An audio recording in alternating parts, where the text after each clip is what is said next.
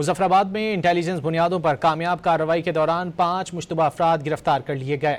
ممکنہ دہشت گردی کا منصوبہ ناکام بنا دیا گیا۔ ابتدائی تحقیقات میں ڈیجیٹل آلات سے مشکوک روابط اور حساس نوعیت کا مواد سامنے آیا۔ دوسری جانب محکمہ داخلہ آزاد کشمیر نے بغاوت اور ریاست مخالف سرگرمیوں کے الزامات پر کالعدم جوائنٹ ایکشن کمیٹی کے 2 رہنماؤں کے خلاف باضابطہ قانونی کارروائی شروع کر دی۔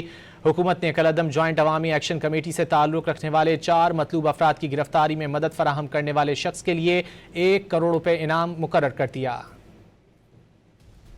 گرفتار ملزمان کی نشاندہی پر 7 خودکار ہتھیار، متعدد گرینیڈ اور دیگر جنگی سامان قبضے میں لے لیا گیا۔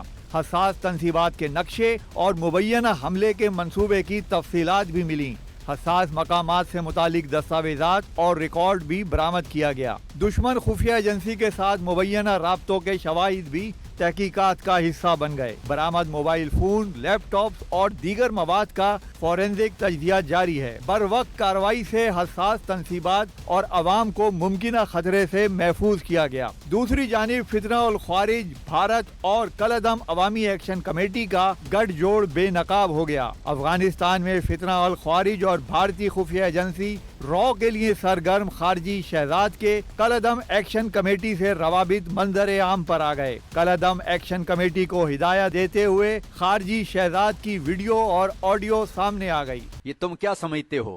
نہتے لوگوں پر جو حقوق کی آپ کہتے ہیں حقوق کی آڑ میں انہوں نے کیا کرنا تھا بھائی؟ یہی نا، آپ سے آزادی لینی تھی تو آزادی ان کا بنیادی ہے، وہ بھی دو بھائی۔ بھارت پاکستان مل کے یہ کروا رہے ہیں تو وہ سمجھ آ جائے گی آپ کو، اور یہاں پہ آپ کے ساتھ کیا ہونے والا ہے انشاءاللہ یہ بھی بہت جلدی آپ کو سمجھ آ جائے گی۔ اور کوئی مخلوق آسمان تھوں یا دائیں بائیں تھوں تو اسے کی اچھی آزادی نہیں دینی۔ کنفیڈنس پیدا کرو کہ آسے ہیں کھڑا ہونا، آسے ہیں سیاست چھیننی اور آسے سیاست اپنے اندر آنی، آسے ہیں عسکریت بھی چھیننی اور عسکریت اسیں اپنے بنیادی قوم نہیں آزادی واسطے لڑنی۔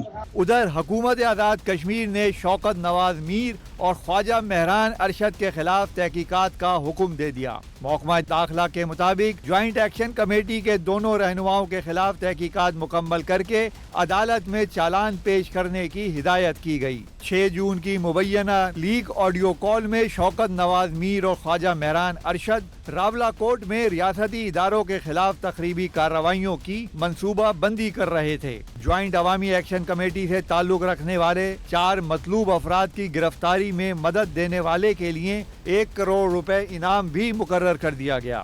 سیکورٹی اداروں نے عوام سے اپیل کی ہے کہ مشکوک سرگرمیوں کی فوری اطلاع متعلقہ اداروں کو دیں۔